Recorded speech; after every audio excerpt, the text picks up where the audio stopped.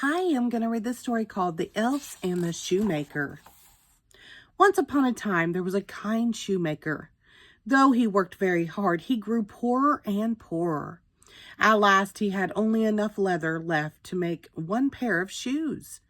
One winter night, he cut the leather out for shoes, but he was too tired to go any further. He left the leather on his workbench and decided to stitch the shoes together the next morning. The shoemaker went to bed not knowing what he and his wife would do once the leather was used up. They had no money to buy more. Despite their troubles, the shoemaker and his wife slept soundly that night. Early the next morning, the shoemaker woke up and got dressed.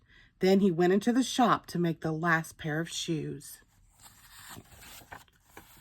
Once he sat down on his workbench, the shoemaker thought he must be dreaming.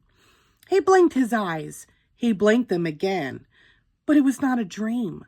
On the very spot where he had left the leather that night before, there was a pair of beautiful, well-made shoes, all finished. He called his wife into the shop and showed her the shoes. "They're splendid," she exclaimed. "But when did you make them?" "I didn't make them," the shoemaker replied. "I found them here this morning." The shoemaker put the shoes in the window, hoping that someone would buy them. Soon the door swung open and a fine gentleman walked into the shop. "I must have those wonderful shoes," he said. "I've never seen anything like them. The stitches are so small and delicate." The shoemaker sold the shoes to the gentleman, who paid a very high price for them. With the money, the shoemaker was able to buy enough leather to make 2 more pairs of shoes, and he had enough left over to buy a soup bone for dinner. That night, the shoemaker cut out the leather, but he was very hungry, and he could smell the soup his wife was cooking. "I'll make the shoes tomorrow," he said, and he went to eat dinner. The next morning, he found 2 pairs of elegant shoes on his workbench. He showed them to his wife. "Who can be making these marvelous shoes?" she said. The shoemaker shook his head in wonder. Once again, the shoemaker placed the shoes in the window. He didn't have long to wait before the door to the shop swung open. This time, there were 2 customers, and they both paid handsomely for the fine shoes. Now, the shoemaker had enough money to buy leather for 4 more pairs of shoes.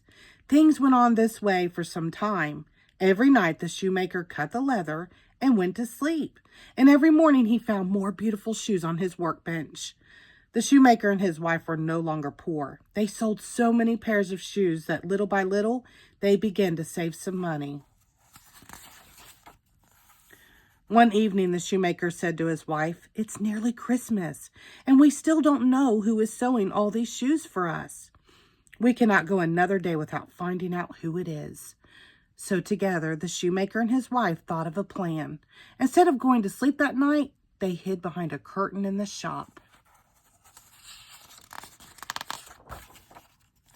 At midnight, 2 tiny elves skipped through the door into the room.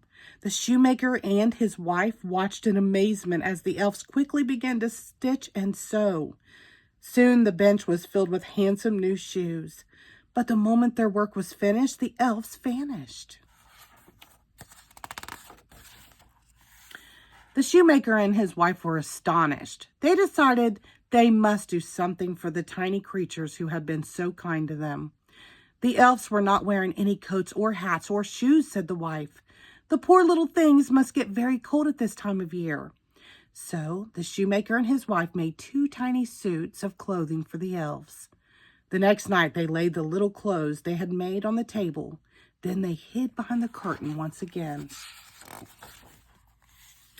Just at midnight, the elves came into the shop. When they saw the clothes, they were overjoyed. They hurried to try on their little outfits and found that everything fit them perfectly. In their brand new clothes, the elves danced around the room and sang a merry song. At last, the elves danced out the door of the shoemaker's shop, never to return again. The thoughtful shoemaker and his good wife had repaid kindness with kindness.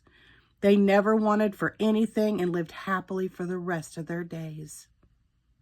The end. Thank you.